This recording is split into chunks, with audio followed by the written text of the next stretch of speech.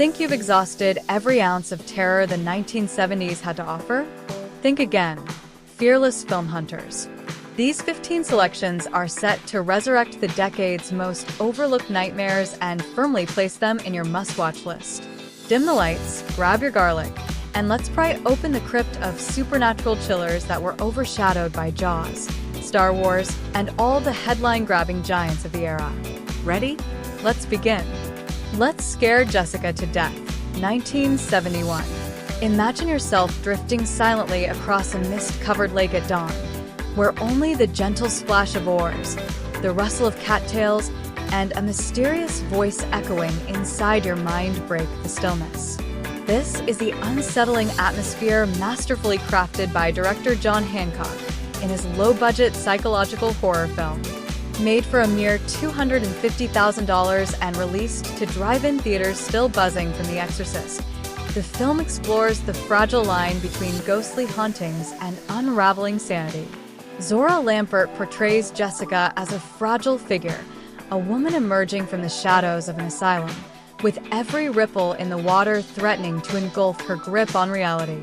To heighten tension, Hancock employed immersive methods like piping distant church bells through hidden speakers and forbidding reassurance between takes, ensuring the cast's nerves were taut and genuine.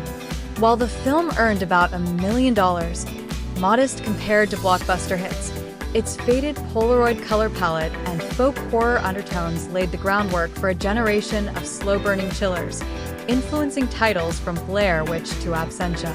What sets this film apart is its remarkable transformation of rural tranquility into creeping paranoia.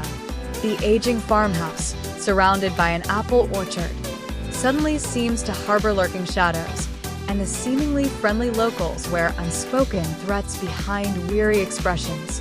Jessica's hippie acquaintances, including her husband and the enigmatic Emily, drift through scenes like ghostly apparitions themselves. Their flower child optimism feels fragile, a delicate mask shielding an ancient malevolence lurking in the lake's depths. Imagine waking up to an acid-soaked nightmare where H.P. Lovecraft seems to have landed unexpectedly on Venice Beach. The air is thick with salt and decay, neon signs flicker like faint heartbeats, and the moon bleeds its eerie light over the Pacific. This haunting atmosphere sets the stage for Messiah of Evil, 1973, a film crafted on a modest budget of under $1 million, but rich with sporadic scenes of unsettling decay and cosmic dread.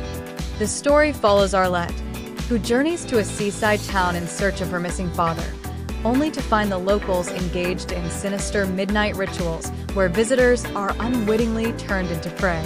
One memorable supermarket scene, illuminated by fluorescent humming and lined with cans that resemble tombstones, was brought to life by creatively pushing shopping carts across microphone tiles, adding an eerie, unsettling soundtrack. Composer Phil Gladstone deepened this cosmic terror by recording the sound of chains sliding underwater, lending an otherworldly quality to the film's sense of doom. Jack Fisk, the production designer who would later work extensively with David Lynch, transformed abandoned mansions into nightmarish spaces through architectural collage, where perspectives distort and shadows consume more than they should. The townspeople, painted chalk white by makeup artist Robert Schiffer, possess livestock-like blank expressions as they stare up at the moon, participating in ritualistic raw meat consumption filmed with a clinical detachment that only makes it more disturbing. Messiah of Evil transcends typical drive-in horror fare through its dreamlike sequences and apocalyptic whispers of a dark stranger returning from the desert. It's a surreal, unsettling exploration of cosmic horror that lingers in the mind long after the credits roll.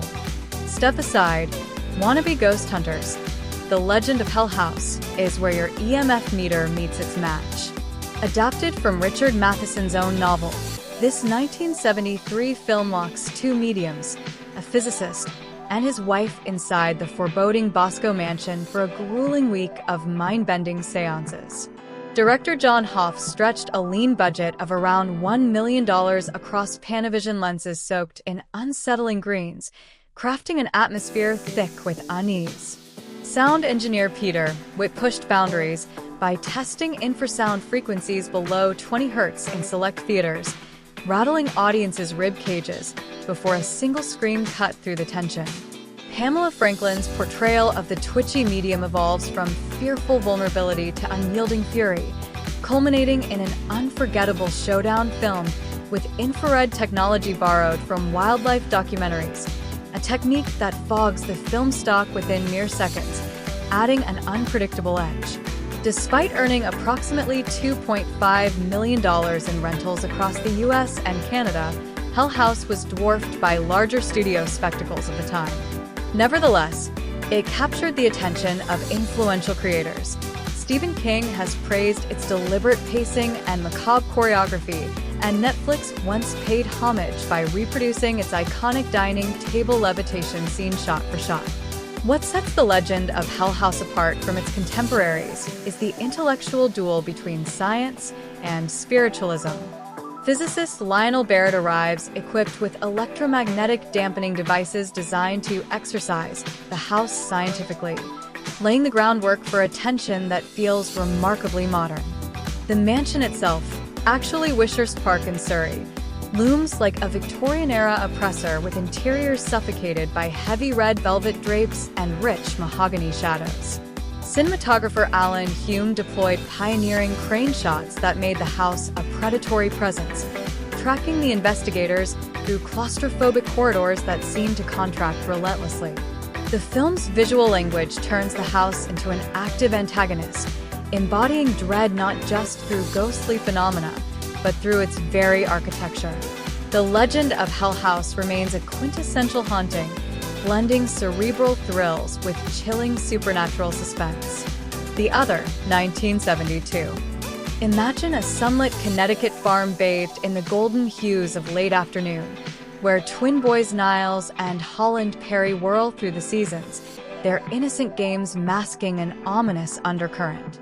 Directed by Robert Mulligan, fresh from the success of To Kill a Mockingbird, this film adapts Thomas Tryon's own screenplay with a creeping menace that quietly disturbs beneath its pastoral veneer.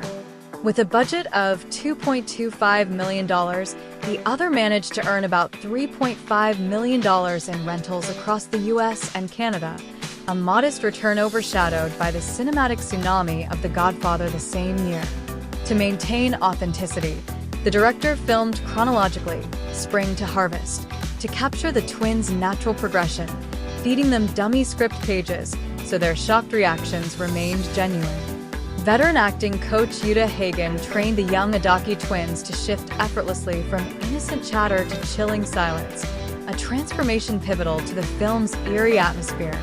Composer Jerry Goldsmith's subtle score weaves a honeyed waltz with haunting minor key stings, turning a barn dance motif into a funeral dirge as shadows lengthen ominously. The film's profound strength lies in how it distorts nostalgic Americana. What could be the idyllic boyhood reminiscent of Tom Sawyer becomes a venomous revelation. Robert Surtees's golden hour cinematography bathes the farm in warmth that belies the dark secrets beneath. Uta Hagen herself plays the twins' grandmother, Ada, bringing an old-world wisdom to her role and teaching Niles the supernatural game at the story's core, an empathic projection technique that blurs the line between imagination and possession. The production designer George Jenkins enhanced the eerie atmosphere by filling the family basement with authentic antique carnival relics, direct props from Coney Island's long-shutter dark rides, creating a funhouse-like rot that oozes suspense when Holland dares Niles below. Critics embraced the film for its literary depth, but its slow pacing alienated mainstream audiences, prompting 20th Century Fox to quietly scale back marketing efforts shortly after release. Yet, The Other remains a haunting inversion of pastoral innocence, infusing every sunny farm scene with a lurking venom that continues to unsettle. Burnt Offerings, 1976. Imagine a vacation home that slowly turns into a vampiric villa, draining the life force from those who reside within. Directed by Dan Curtis of Dark Shadows fame, this film spent $2 million bringing Oakland's Dunrobin house to life as a living, breathing antagonist. Karen Black and Oliver Reed battled a relentless Californian heatwave, with temperatures soaring to 110 degrees Fahrenheit during filming, making Reed's sweat-soaked descent into madness strikingly authentic. The legendary Betty Davis, at 68, insisted on climbing the mansion's grand staircase herself, while Curtis discreetly hid oxygen tanks behind Tiffany lamps to ensure her safety between takes. Practical effects ruled here, no digital trickery. Art director Eugenio Zanetti subtly refreshed the house daily by swapping wall panels overnight, creating an unsettling sense that the mansion maintained itself. Though domestic box office returns stalled at $1.56 million before Carrie ignited multiplexes, Stephen King later praised Burnt Offerings for its slow, unyielding ride. What sets this film apart is its parasitic architecture. The house doesn't merely contain evil, it feeds off human energy to rejuvenate. The chilling swimming pool scene, where Reed nearly drowns his son amid hallucinations, was shot using underwater cameras that often malfunctioned in the chlorine, producing distorted, nightmarish footage echoing Reed's fracturing mind. Curtis's television background shines through in the economical storytelling. Family photographs subtly change, previously boarded windows suddenly gleam clear, enhancing the eerie transformation. The film's most enduring image, the grinning chauffeur haunting Reed's dreams, has become a horror staple. Actor Anthony James stood on apple crates to appear an impossible 6 feet 5 inches, with dilated pupils achieved through special drops for that glassy, death-like stare. Scholars now often view Burnt Offerings as the missing link between Shirley Jackson's domestic dread and the real estate terror of Amityville. The Sentinel, 1977. Imagine moving into what seems like a dream loft in Manhattan, only to discover it hides a demonic secret. Allison Parker, a fashion model, settles into a brownstone that doubles as a gatekeeper post ceiling off hell itself. With a budget of $3.5 million from Universal, director Michael Winner assembled a stellar cast including Golden Age icons Ava Gardner and Burgess Meredith, along with the young Christopher Walken before his rise to fame. Filming prowled through Brooklyn Heights, and one of the film's most provocative choices was the inclusion of performers from a real carnival freak show to embody the damned, a casting decision that sparked ethical debates and tabloid controversy. Cinematographer Dick Cratina captured Allison's migraines through Vaseline-smeared glass to simulate ocular auras, while composer Gil Melf used Gregorian chants with Moog synthesizers, creating vibrations that rattled theater seats at sub-bass frequencies. What gives The Sentinel its eerie power is how it morphs the anxiety surrounding gentrification into supernatural horror.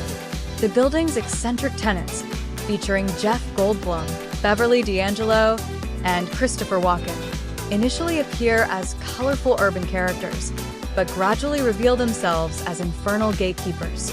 The film's Catholic mythology, portraying blind priests maintaining eternal vigils to keep demons at bay, intersects with the sexual revolution of the 70s, with Allison's modeling career and romantic history becoming spiritual vulnerabilities. Though Universal expected blockbuster returns akin to The Exorcist, the film was overshadowed by Star Wars, barely breaking even at the box office. Yet, it found new life with midnight movie crowds. Clive Barker described its Tunnel to Hell sequence as a pulsating vision reminiscent of Hieronymus Bosch. A fun trivia nugget: a young Jeff Goldblum improvised his executive's dialogue so fast the boom operator missed the lines, forcing an ADR session where Goldblum had to lip-sync to himself later. A la carte, 1977. Imagine a wild collision of religious fervor and demonic possession crashing down in a Mexican convent, charged with an electric intensity that refuses to fade. Directed by Juan Lopez Moctezuma, this fiery 74-minute ordeal rips through traditional horror with levitating crosses, blood-drenched nuns, and a relentless assault on sacred taboos. The film's production thrived on raw authenticity.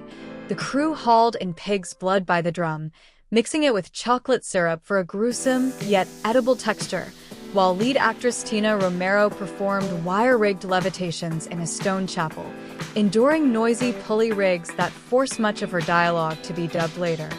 Makeup artisan Antonio Ramirez infused real ash into the face paint, creating sweat trails of ashen gray streaking down the nun's cheeks, a visceral visual shorthand for faith turned to ashes. But Alucarda isn't mere exploitation. It boldly embraces blasphemous imagery as an act of rebellion. The central relationship between Alucarda and the innocent Justine blurs lines, both a sapphic awakening and a sinister possession, suggesting that the monstrous is born not only from evil spirits, but also from the oppressive religious repression itself. Credit goes also to production designer Cleonius Stamatiades, who stripped down traditional habits into blood-soaked bandages, transforming nuns into eerie, mummy-like figures whose blind faith confines and tortures them. Exterior scenes were shot guerrilla-style at an abandoned hacienda, wrapped hastily before dawn to avoid police interruptions triggered by noise complaints from nearby goat farmers.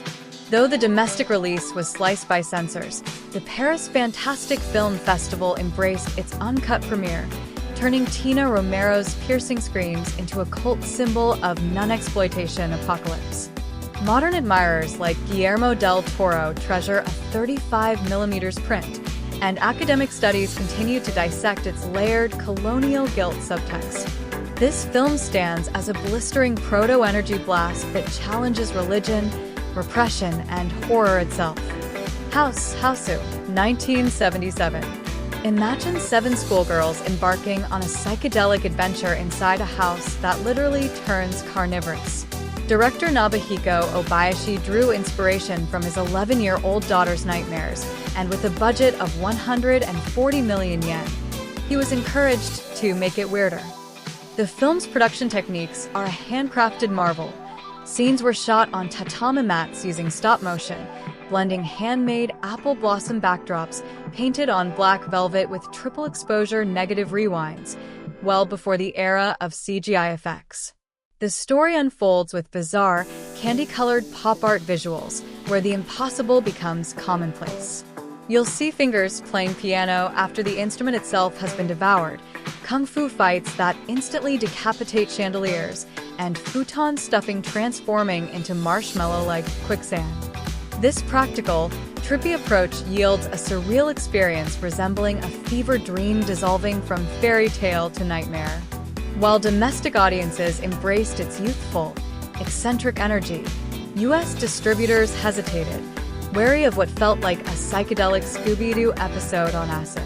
However, Criterion's 2009 restoration sparked a new wave of cult fandom, inspiring music video directors and avant-garde filmmakers alike. What makes House unforgettable is its commitment to capturing the illogical realm of childhood nightmares, where cause and effect don't necessarily apply. Obayashi's background in experimental film and commercials led him to intentionally use jump cuts violating continuity, composited shots with visible matte lines, and animated sequences intruding upon live-action footage. The result is a uniquely whimsical yet unsettling vision that continues to captivate and confound viewers decades later. The Manitou, 1978, offers a wild ride that blends Native American mysticism with contemporary horror in unexpected ways. Director William Girdler worked with a $3 million budget, Avco Embassy's riskiest indie gamble, to bring this story to life, shooting intense surgical scenes in a refrigerated set to prevent the latex prosthetics from melting under the lights. Tony Curtis stars as a streetwise psychic hustler who smoked cigars between takes, the smoke doubling as eerie operating room haze. Effects chief Thomas B. Pfizer crafted body horror moments by inflating rubber bladders beneath Susan Strasberg's skin using aquarium pumps, creating a pulsing, throbbing effect that predated later video horror trends. The climax catapults the eponymous shamanic fetus into space, achieved using real 70mm Starfield plates matted over an X-ray room set. Though audiences sometimes laughed and critics were divided, the film's box office barely broke even. What sets The Manitou apart is its everything and the kitchen sink approach. Native American spirituality clashes with modern medicine, computer science, and even space exploration in a wildly campy finale, where Strasberg's character conjures white medicine while stars swirl around her. This culture clash theme, pitting Western science against indigenous spiritual power, was ahead of its time, even if the execution leans toward camp. The film's combination of low Schifrin's chant-like melodies and synth score has since become a cult favorite, gracing contemporary playlists. Jordan Peele even cited the Manitou in a 2024 podcast as an inspiration for its audacious genre-blending style. An interesting piece of trivia: an appeals board downgraded its rating from R to PG, believing its cultural themes outweighed the gore, much to the dismay of parents. The Manitou remains a delirious, campy fusion of mysticism and horror, standing as a unique artifact from the late 1970s underground horror scene. Patrick, 1978. Coma doesn't mean calm in this chilling Australian export that flips medical horror on its head. With a modest budget of $400,000 Australian dollars, director Richard Franklin transformed a decommissioned Melbourne asylum into echoing corridors of dread, using the natural reverberation to amplify the film's unnerving atmosphere. Lead actor Robert Thompson maintained an unblinking stare by watching his co-star through a hidden mirror. Blink once, and they had to reshoot. The tense mood was further heightened by Brian May's meticulous score, mixed on the then cutting-edge 24-track Dusk, syncing its oscillations to Patrick's heartbeat monitor, tightening the nerves with every beat. While it found itself overshadowed internationally by blockbusters like Superman, Patrick gained a cult following when Quentin Tarantino showcased a particularly intense needle and eye scene at his Austin festival, praising its bold, unapologetic style. What elevates Patrick beyond typical medical horror cliches is its provocative psychosexual subtext. The catatonic Patrick develops an eerie fixation on his nurse, Kathy, going so far as to manipulate her typewriter to tap out both threatening and romantic messages. Franklin, an ardent Hitchcock admirer, employs voyeuristic camera angles that implicate the viewer in Patrick's unsettling gaze. The sterile, clinical setting of white tiles and mechanical beds creates a chilling backdrop that contrasts sharply with the raw, primal rage manifesting through Patrick's telekinetic powers, making it a standout in the realm of 1970s horror. Divorce therapy, like you've never seen before, takes on a terrifying new form in David Cronenberg's The Brood, 1979. With a budget of about $1.5 million, Cronenberg poured raw emotional anguish into this chilling narrative, featuring the intense performances of Oliver Reed and Samantha Eggar. Filmed amidst the biting cold of Frigid, Ontario, child actors endured nights below -20 degrees Celsius, clad in dwarf suits stuffed with hot water bottles to brave the harsh conditions. Meanwhile, Eggar's prosthetic brood sack was kept chilled between takes, adding to the palpable sense of dread on set. The infamous bursting scene, reeking of raw chicken liver, left the crew queasy, while Cronenberg captured the unnerving atmosphere with on-location sound. Composer Howard Shore enhanced the film's haunting ambience by recording in an empty Olympic pool to achieve cavernous reverb, reflecting the cold, concrete reality of the Soma-Free Institute portrayed on screen. Though The Brood reclaimed around $5 million globally, it was overshadowed amidst the horror headlines of 1979. Decades later, Martin Scorsese praised it as horror at its rawest emotional nerve. What makes The Brood so devastatingly impactful is its autobiographical core. Written during Cronenberg's own bitter custody battle, it channels parental rage into literal monstrous children born from emotional trauma. The Soma-Free Institute's radical therapy, which externalizes patients' anger as physical manifestations, offers a powerful metaphor for how divorce weaponizes children. Art director Carol Spire's use of institutional green paint and fluorescent lighting crafts spaces devoid of comfort, a visual echo of family structures fractured and decayed. This film isn't just a horror story. It's a raw, emotional exploration of trauma and its monstrous offspring that continues to resonate as a powerful piece of genre filmmaking.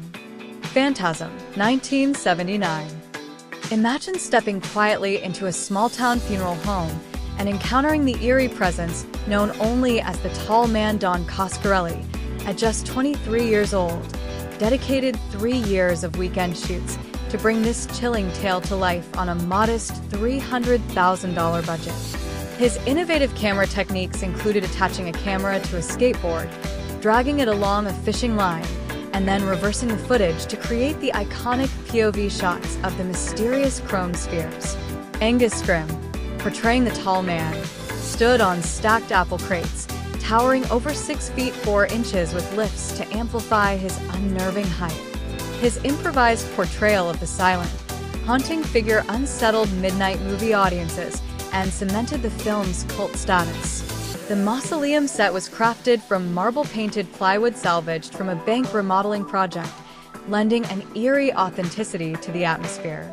Test audiences reacted with such shock that the distributor immediately doubled the number of prints, propelling Phantasm to gross over $22 million worldwide. Composer Fred Myro's score masterfully blended music box lullabies with ominous pipe organ tones, inspiring later works such as Insidious. What gives Phantasm its enduring appeal is its ability to perfectly encapsulate adolescent fears of death and isolation. The protagonist, Mike, recently orphaned and grappling with his brother's impending departure, discovers that death holds horrors far beyond what he imagined. The tall man's sinister power to transform corpses into diminutive slaves for a mysterious alien dimension drives the dreamlike narrative, which flows with emotional rather than straightforward logic. This surreal storytelling mirrors the disorienting anxieties of youth, where familiar surroundings suddenly twist into sources of terror and alienation. The Medusa Touch, 1978. Imagine a misanthropic novelist named John Morlar, whose scathing critique of society triggers a catastrophic chain of telekinetic destruction. Directed by Jack Gold, the film commanded a £5 million budget, casting Richard Burton in one of his most acerbic late-career roles. Special effects maestro John Richardson constructed a massive 60-foot styrofoam replica of St. Paul's Cathedral, rigged with 200 pounds of explosives, which was blown up in a single, breathtaking take, showering nearby sets with convincing masonry debris. Burton, who rewrote his own monologues nightly while sipping vodka from a teacup, earned himself the nickname Morlar on set. Composer Michael J. Lewis added to the eerie atmosphere by recording distorted choir boy hums in a midnight chapel. Unplanned moments, such as a swinging chandelier reacting to Burton's glare, fueled on-set legends. Though the film grossed over £4 million internationally, its US release fizzled amidst the Halloween movie hype. What sets the Medusa Touch apart is its apocalyptic scale. Unlike most telekinesis stories confined to intimate settings, Morlar's wrath topples bridges, crashes planes, and triggers a nuclear meltdown. The political subtext, where authority figures from judges to doctors dismiss his dire warnings, offers a cynical critique of institutional failure that resonates today. Burton's performance elevates the pulp narrative to a Greek tragedy, embodying a man whose destructive power mirrors his own fury and despair. The Possession of Joel Delaney, 1972. In this unsettling horror, the clash between Upper East Side privilege and Santana fury takes center stage as socialite Nora realizes her brother Joel is possessed by a Harlem serial killer spirit. Shot during the winter of '71 on a modest $1.5 million budget, director Waris Hussein employed a striking visual style by splicing handheld 16mm possession sequences into traditional 35mm footage, jolting viewers with an unpredictable texture. Actress Shirley MacLaine delivered a gripping rooftop liveaboard standoff while the crew managed a live reptile between takes with iced towels to keep it calm. The eerie, demonic growls of Joel were crafted by reversing pig squeals, a technique Sam Raimi later adopted for his films. The UK release was heavily censored, particularly cutting a chilling final scene where Joel forces Nora's children to eat dog food while naked, only restored fully in 2007. Paramount's unfortunate timing saw it open opposite The Godfather, causing it to underperform at the box office despite critical praise for its piercing critique of urban class tensions. What truly unsettles in Joel Delaney is its deep dive into urban class anxieties. Nora faces spiritual and cultural forces she had long avoided as her brother's possession exposes the shadowy underside of Manhattan's privileged world. Rather than reducing Santana to typical voodoo cliches, the film respectfully portrays it as a complex spiritual belief system, a rarity for its era. The harrowing finale, with its transgressive hostage scene involving children, remains one of horror cinema's most disturbing sequences, leaving a lasting impression on viewers with its potent mix of social commentary and supernatural terror. Death Dream, 1974. The doorbell rings, and in walks Andy Brooks, pale and silent, thirsting for blood. Directed by Bob Clark on a shoestring budget of $300,000, the film expertly conjures terror, with rookie effects guru Tom Savini mixing crushed mothballs into makeup to achieve corpse blue rot, and using turkey basters connected to 4 lines to pump stage blood. Florida's scorching 98% humidity only added to the grueling shoot. The morgue makeup was dusted with talc for an undead matte finish, while actor John Marley's hand was accidentally cut when he smashed real china during a take, with his panicked profanity captured authentically on film. The cemetery scenes were shot guerrilla style without permits. Local police even mistook the prop rifles for real and halted production until producers appeased them with donuts and a cameo appearance. What gives Death Dream its chilling power is its stark Vietnam War subtext. Andy Brooks is a soldier returned from the horrors of war, transformed into a relentless killing machine, continuing his bloodlust back on American soil. The film's alternate title, Dead of Night, speaks to the darkness of Vietnam following soldiers home. Andy's gradual physical decomposition and his desperate need to feed on blood temporarily to restore his human appearance serve as a haunting metaphor for addiction and PTSD afflicting returning veterans. Paired in drive-in double features with the Texas Chainsaw Massacre, Death Dream delivers an anti-war gut punch that has since become cult canon. Stephen King himself cites the film's final, heart-wrenching graveyard embrace between mother and son as one of horror's bleakest moments. Which neglected nightmare will you seek out first? These 15 films stand as a testament to the distinctive horror culture that flourished throughout the 1970s, films that have long been overshadowed yet remain deserving of recognition and appreciation among genre aficionados. Each title offers a unique glimpse into the decade's blend of atmospheric dread, psychological torment, and innovative storytelling. So, which of these forgotten terrors will you brave first? Ever think you've exhausted every ounce of terror the 1970s could deliver?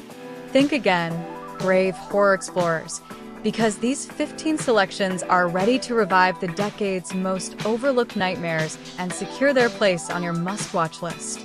So, dim the lights, clutch your garlic, and let's open the crypt of supernatural chills that were overshadowed by blockbusters like Jaws and Star Wars. First up, let's scare Jessica to death. 1971 picture a mist-shrouded lake at dawn, silence broken only by oars, and an unsettling voice inside the mind. Director John Hancock crafts a ghost story, or is it madness, with a mere $250,000 budget, using subtle techniques like hidden church bells and forbidding reassurance to heighten tension, resulting in $1 million sleeper hit. The film masterfully twists rural comfort into creeping paranoia as an old farmhouse and its friendly yet menacing locals blur the line between safety and threat. Messiah of Evil, 1973, follows with its dreamlike seaside town haunted by decaying locals and midnight rituals. Imagine Lovecraft meeting Venice Beach on an acid trip. Utilizing inventive sound design like rolling shopping carts and underwater chain slides, it blends cosmic dread with horror amidst surreal murals and warped architecture. In The Legend of Hell House, 1973, two mediums and a physicist spend a week confronting supernatural forces in a haunting Victorian mansion. Employing groundbreaking infrasound and infrared visuals, the film balances scientific inquiry against mysticism in a dark, oppressive setting. The other, 1972, shifts to a Connecticut farm where twin boys' innocent games take a deadly turn. Director Robert Mulligan's slow, atmospheric approach distorts Americana nostalgia into sinister unease, supported by precise performances from child actors and haunting compositions. Burnt Offerings, 1976, presents a mansion that saps its inhabitants' life force. Filmed during a scorching California heatwave, Karen Black and Oliver Reed embody a gradual descent into madness. The house itself becomes a parasitic entity, subtly shifting through practical effects to embody dread without digital enhancements. The Sentinel, 1977, uses a Manhattan brownstone as a gateway to hell, inhabited by both eccentric tenants and dark forces. Casting legends like Ava Gardner alongside rising stars, it channels gentrification anxiety into supernatural horror, enhanced by haunting visual and audio effects. A la Carta, 1977, is an intense, religiously charged possession tale set in a convent. With striking imagery of blood-soaked nuns and demonic rebellions, it intertwines themes of repression, faith, and forbidden relationships, all crafted with guerrilla filmmaking vigor and potent symbolism. Hausu, 1977, offers a psychedelic, childlike nightmare where 7 schoolgirls face a carnivorous house. Director Nahiko Obayashi employs inventive practical effects and surreal storytelling, creating a visual feast of whimsy and terror that defies conventional logic. The Manitou, 1978, merges Native American mysticism with modern horror and camp, spotlighting a shamanic fetus battle and spectacular spacebound telekinesis sequences. Despite mixed reactions, it remains a bold genre hybrid that influenced contemporary filmmakers. Patrick, 1978, dives into psychosexual horror, where a comatose man exerts eerie telekinetic powers on his nurse. Replete with voyeuristic camera work and a pulsating soundtrack, it explores unsettling obsession beyond mere medical thriller cliches. The Brood, 1979, channels personal trauma into monstrous manifestations of parental rage. David Cronenberg's film boasts chilling prosthetics and emotionally raw storytelling that remains emotionally resonant decades later. Phantasm, 1979, blends surrealism and horror through the eyes of an orphan confronting death and alienation, introduced by the iconic tall man and his strange dwarfish minions. Innovative camera work and eerie musical themes amplify its status as a cult classic. The Medusa Touch, 1978, portrays telekinetic destruction on an apocalyptic scale, pairing graphic effects with societal critique. Richard Burton's commanding performance elevates the film's dark themes of institutional failure and personal vengeance. The Possession of Joel Delaney, 1972, tackles urban class and cultural tensions through a harrowing possession story set in New York's elite circles. Its raw depiction of spiritual forces and social anxiety makes it a standout in early 70s horror. Lastly, Death Dream, 1974, uses vampire metaphors to address the psychological scars of Vietnam War veterans. With guerrilla-style shooting and compelling practical effects, it delivers a biting anti-war statement wrapped in supernatural suspense. These films are a testament to the distinctive era of 1970s horror, a trove of hidden gems that deserve your attention and a spot in every true horror fan's collection. Which of these forgotten frights will you explore first? Share your favorites or suggest your own overlooked classics in the comments. Like if this journey into retro chills ignited your curiosity, subscribe for more deep dives into cinematic shadows, and share this list with fellow horror enthusiasts. Keep your projectors running and your crucifixes ready. The movie Reverse has only just begun.